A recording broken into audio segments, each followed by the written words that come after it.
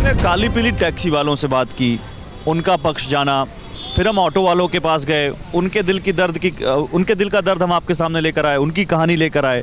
अब वो कह देते हैं कि भाई हमारी कमाई कम हुई क्योंकि ये कैब आ गई हैं, ऑनलाइन कंपनी आ गई हैं, कैब एग्रीगेटर कंपनी आ गई हैं। फिर वो कहते हैं कि जी हाँ, फिर उनके अपनी चुनाव पे भी उनकी अपनी राय है। तो जब किसी पर वो बात आरोप लगा रहे हैं या किसी पर कुछ कह रहे हैं तो उनका भी पक्ष जानते हैं। हमारे साथ एक ऐसी ऑनलाइन कंपनी में, कैब एग्रीगेटर कंपनी में कैब चलाने वाले हैं शख्स, उनसे बात करते हैं। सर क्या नाम है आपका? मोहम्मद हबीब। मोहम्मद हबीब, कहाँ के रहने वाले हैं आप? मैं दिल्ली गई हूँ। दिल्ली में कहाँ से? पश्चिम बिहार से आगे निहाल बिहार। अच्छा, पश्चिम बिहार के पास रहते हैं। तो मुझे ये बताइए, ये जो आप कैब चला रहे हैं, कब से चला रहे हैं? मैं ये 2019 से चला रहा हूँ। 2019 से चला रहे हैं। तो आप 5 सालों में क्या बदलाव देखते हैं इस कैब के इस अपने बिजनेस में, कारोबार में? जब मैं इस कैब लाइन में आया था तो अच्छा फेयर मिलता था पहले, कम फ्यूल में ज़्यादा, क्योंकि सीएनजी के रेट भी कम थे। अब सीएनजी के रेट बढ़ गए हैं, बहुत फ़र्क आ गया है, मतलब एफर्ट ज़्यादा लगाना पड़ रहा है। घर में कौन कौन है? मेरी वाइफ है, मेरी 3 बेटियाँ हैं। 3 बेटियाँ हैं, पढ़ रही होंगी? पढ़ रही है तीनों? हाँ, तीनों पढ़ रही है। तो उनके भविष्य के लिए क्या सोचते हो? मैं पढ़ाई की उसके लिए तो ये सोचता हूँ कि जल्दी से ज़्यादा कमा सकूँ। उनके लिए पढ़ाई में पहले क्या नाम है, उनको जो भी है, जैसे कुछ भी मैं उसको करा सकूँ। उनको जो परेशानी मैं फेस कर रहा हूँ वो ना करें अपनी लाइफ में। जाहिर सी बात है, कोई भी बाप नहीं चाहेगा कि उसके बच्चे वही परेशानी फेस करें।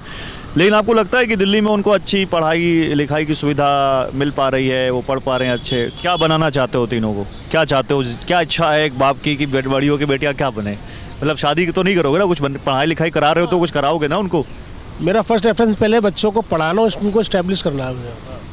वो शादी तो बाद की बात है। वो कुछ भी बनना चाहे अपनी मर्जी से, दबाव नहीं है, प्रेशर नहीं है कि तू ये कर तो या वो कर।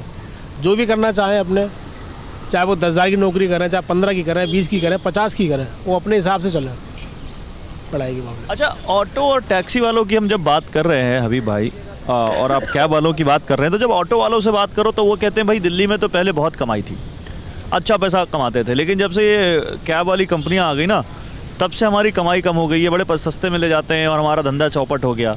आपका क्या कहना है इस पर? पहले उनकी मनमानी थी, चाहे ऑटो वाले हो चाहे काली पीली टैक्सी वाले हो, उनकी मनमानी हो गई ख़त्म। ऑटो पे जाते थे पहले, आप स्टैंड पे जाते थे सीधे, वहाँ पूछते भैया वहाँ चलोगे क्या? नहीं जाऊँगा। जाना है तो इतने पैसे लूँगा, मतलब जो भी बनता है उसे एक्स्ट्रा ही मांगते थे। पहले पैसे ज़्यादा लेते थे, तो वो पहले ज़्यादा पैसे लेते थे? हाँ। कुछ बताओ कैसे, मतलब? वही मैंने बताया ना, महिपालपुर से वहाँ तक 1000 रुपये ले लिए या 800 रुपये ले लिए, कुछ भी लेते थे। और अब भी जो अंदर टैक्सी लगी हुई है, काली पीली टैक्सी, उनका रेट में हमारे रेट में बहुत फ़र्क है। पॉलिटिकल पार्टियां, आपको क्या लगता है कि इन लोगों को इतना क्यों अपनी तरफ खींचने की कोशिश करती हैं? क्या एक बड़ा वोट बैंक भी है क्या? क्योंकि मैं देख रहा हूँ ऑटो वालों के लिए, देखिए आप 2 दिन पहले क्या ऐलान हुए हैं, कितनी तरह की गारंटीज दी गई हैं, तो क्या एक बड़ा वोट बैंक भी है क्या दिल्ली में कैब चालक, ऑटो चालक? हाँ, ये ऑटो चालक वाले ज़्यादा उनका बैंक है, इसीलिए क्या नाम है, उनको लुभावने ऑफर दे रहे हैं वो।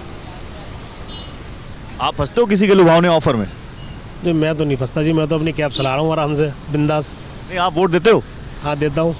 तो अभी लोकसभा चुनाव में दिया था? हाँ दिया था। तो आपने क्या जज करके वोट दिया था, किसको क्यों वोट देना चाहिए? जज करके इसलिए दिया था ताकि जो भी फैसिलिटी हो आम पब्लिक के लिए वो अच्छी मिले, परेशान ना हो। जो भी बेसिक, जो जैसा कि जो भी डॉक्टर क्या नाम है, हॉस्पिटल की, स्कूल की और मेडिकल लाइन जो कुछ भी है, ये अच्छे से प्रोफर क्या नाम है इनको हमें दे। लेकिन ये पॉलिटिशियन ऐसे हैं कि वे नहीं दे पाते, नहीं करते। ये इस बार दिल्ली पे वोट किस मुद्दे पर पड़ना चाहिए? मुद्दा क्या होना चाहिए आपके साथ? सबसे बड़ा तो मुद्दा तो इस टाइम जो छाया हुआ ना, इस टाइम हिंदू मुसलमान का छाया हुआ है जी, वो नहीं होना चाहिए। दिल्ली में कहाँ है हिंदू मुसलमान? आसपास है लेकिन दिल्ली में तो नहीं है जी। दिल्ली में तो कोई मुद्दा ऐसा हिंदू मुसलमान का नहीं है। कौन सा? दिल्ली में कोई मुसलमान रेंट पर रूम लेने जाएगा, उसको मना कर देंगे कि भाई तो मुसलमान है, इसको नहीं देना। तो मुद्दा तो है ही, फिर क्या है फिर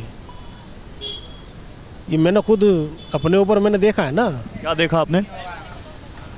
मैं रूम रेंट के लिए गया था, तो उन्होंने कहा ना भाई मुसलमान को नहीं देना।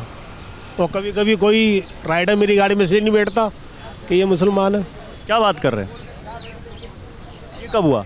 इतने साल से भाई साहब गाड़ी चला रहे हैं, हम समझ जाते हैं। तो आपने इन सब की बातें सुन ली, समझ भी ली होंगी अपने हिसाब से। अब मैं इनकी बातों को फिर से क्या समझाऊं? मैं तो बस 4 लाइनें कहना चाहता हूं। तूने जो देखा वो तेरा सच था, मैंने जो माना वो मेरा सच था।